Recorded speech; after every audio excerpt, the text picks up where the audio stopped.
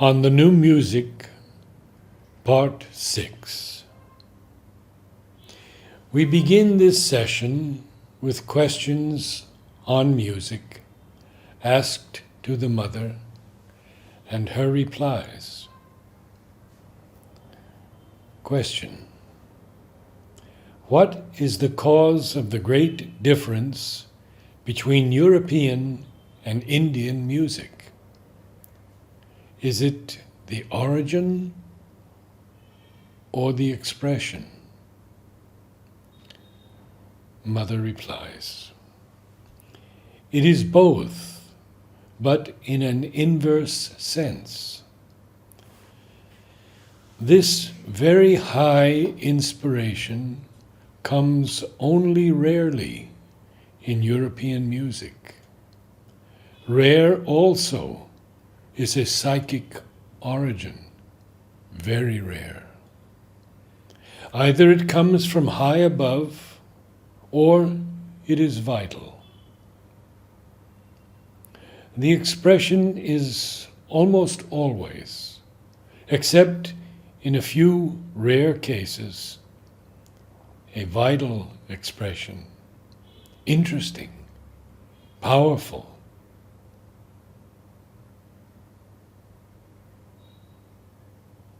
Most often, the origin is purely vital.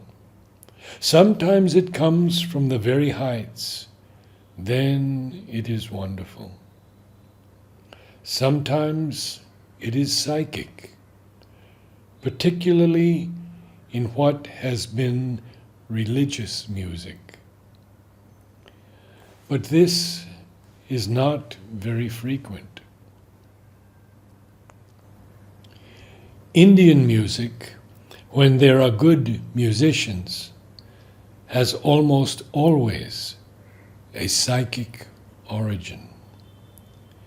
For example, the ragas have a psychic origin. They come from the psychic. The inspiration does not often come from above. But Indian music is very rarely embodied in a strong vital. It has rather an inner and intimate origin. I have heard a great deal of Indian music, a great deal. I have rarely heard Indian music having vital strength. Very rarely, perhaps not more than 4 or 5 times. But very often, I have heard Indian music having a psychic origin. It translates itself almost directly into the physical. And truly, one must then concentrate. And as it is, how to put it, very tenuous, very subtle. As there are none of those intense, vital vibrations, one can easily glide within it and climb back to the psychic origin of the music. As soon as the vital intervenes, there comes a kind of harmonic complexity in the music. That gives it a richness, a plenitude, which it did not have. Question: but is it the melody that comes? Mother: no, it is the music. And music is not necessarily melody. It is a relation of sounds which is not necessarily melodic. Melody is a part of this relation of sounds.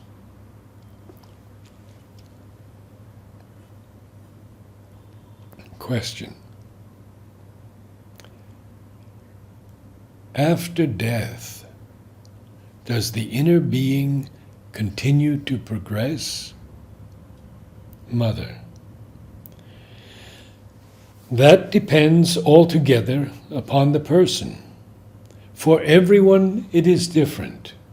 There are people, for example, writers, musicians, artists, people who have lived on intellectual heights, who feel that they still have something further to do, that they have not finished what they had undertaken to do, have not reached the goal they had fixed for themselves. So they are ready to remain in the earth atmosphere as long as they can, with as much cohesiveness as possible, and they try to manifest themselves and continue their progress in other human bodies. I have seen many such cases. I have seen the very interesting case of a musician who was a pianist of great worth, who had hands which were a marvel of skill, accuracy, precision, force, rapidity of movement.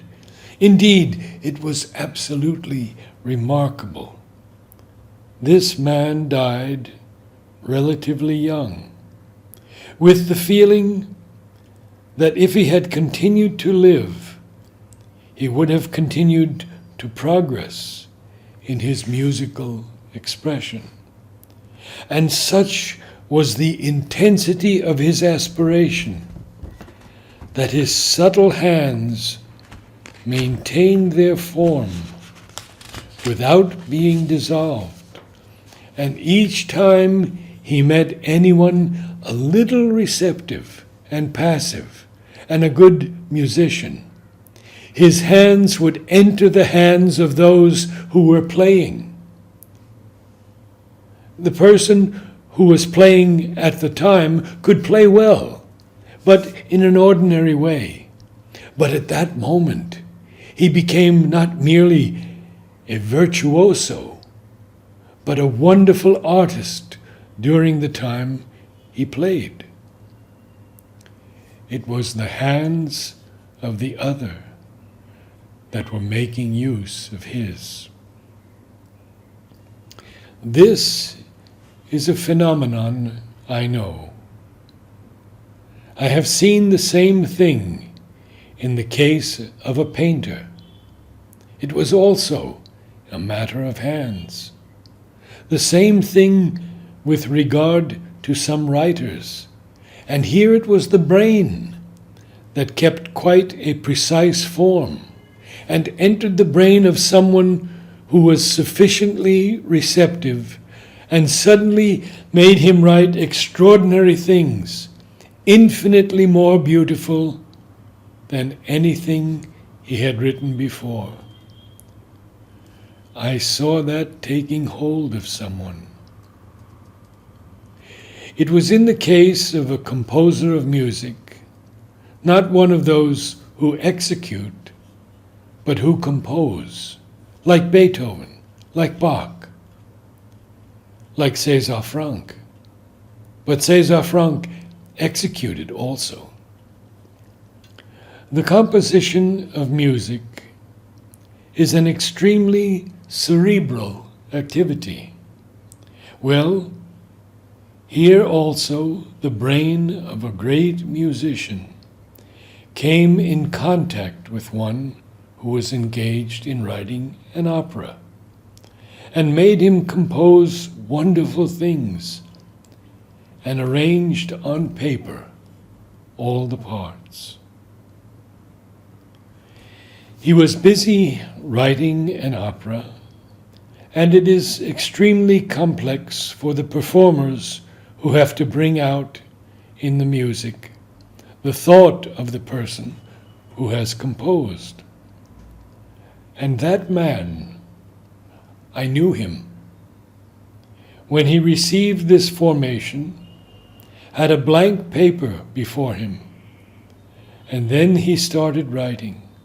I saw him writing, putting lines, then some figures on a big, very big page, And when he reached the bottom, the orchestration of the overture, for example, of a certain act, was completed.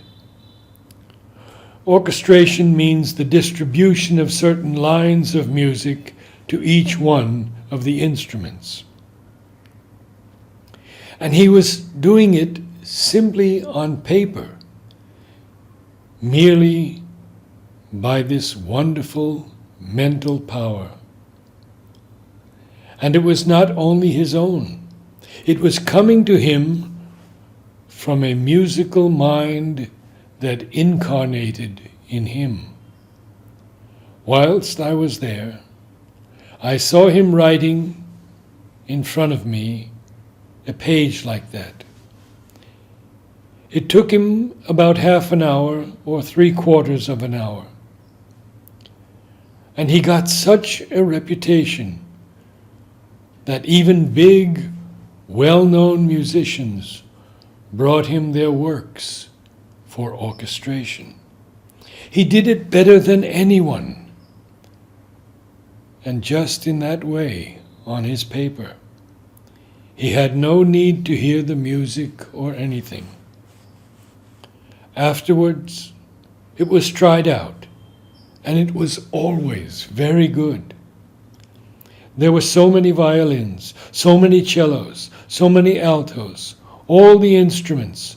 Some were playing this, others playing that, yet others playing other things, sometimes all together, at other times one after another.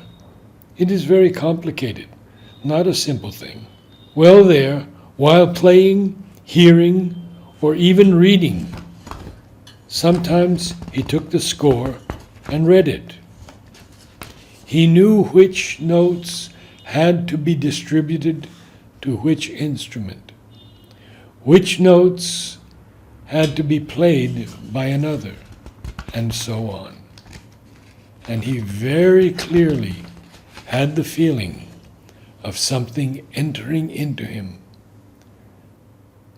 There is a domain far above the mind, which we could call the world of harmony.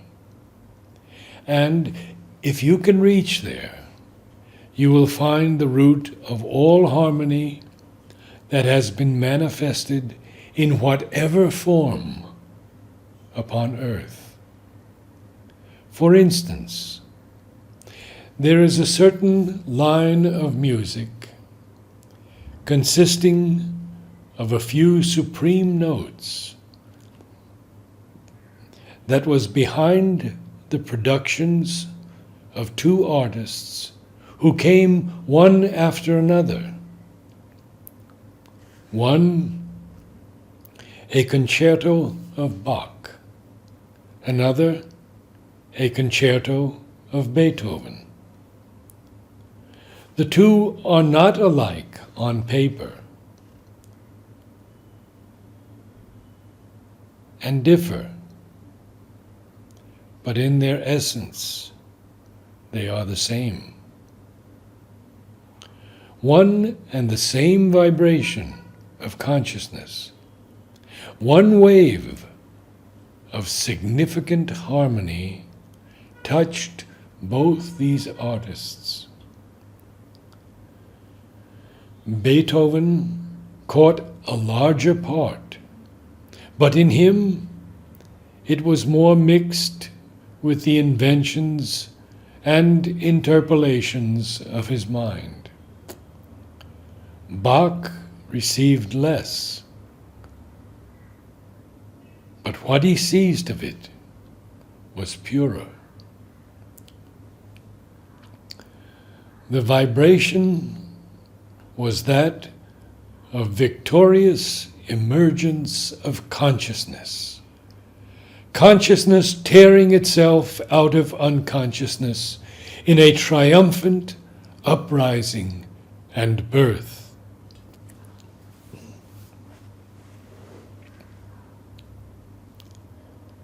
If, by yoga, you are capable of reaching this source of all art, then you are master, if you will, of all the arts.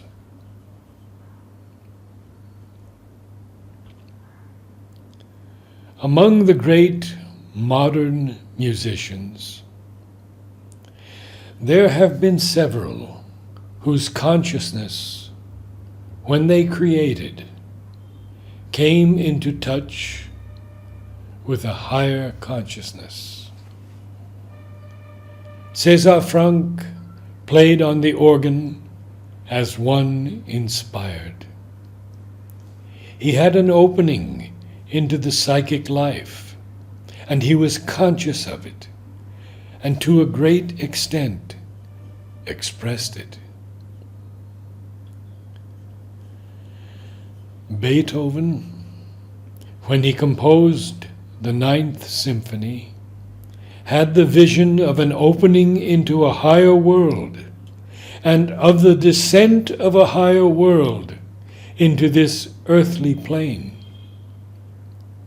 Wagner had strong, powerful intimations of the occult world. He had the instinct of occultism and the sense of the occult, and through it he received his greatest inspiration. But he worked mainly on the vital level, and his mind came in constantly to interfere and mechanized his inspiration. His work, for the greater part, is too mixed, too often obscure and heavy, although powerful. But when he could cross the vital and the mental levels and reach a higher world, some of the glimpses he had were of an exceptional beauty, as in Parsifal, in some parts of Tristan and Isolde, and most in its last great act. Of the communion between nature and spirit, the mother, while describing an experience, said, "Suddenly I heard, as if they came from all the corners of the earth, those great notes one sometimes hears in the subtle physical, a little like those of Beethoven's Concerto in D major, which come in moments of great progress, as though 50 orchestras had burst forth, all in unison, without a single false note, to express the joy of this new communion between nature and spirit, the meeting of old friends who come together again after having been separated for so long."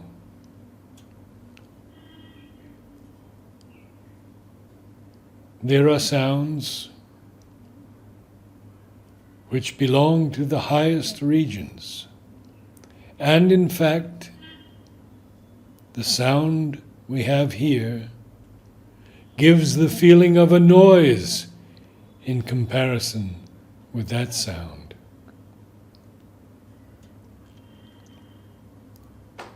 For example, there are regions, harmonious and musical, in which one hears something which is the origin of the music we have here. But the sounds of material, physical music seem absolutely barbaric in comparison with that music. When one has heard that, even the most perfect instrument is inadequate. All constructed instruments, among which the violin certainly has the purest sound, are very much inferior in their expression to the music of this world of harmonies.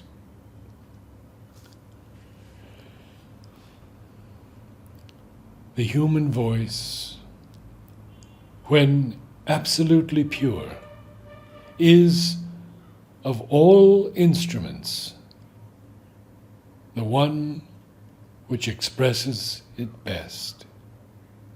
But it has a sound which seems so harsh, so gross compared with that.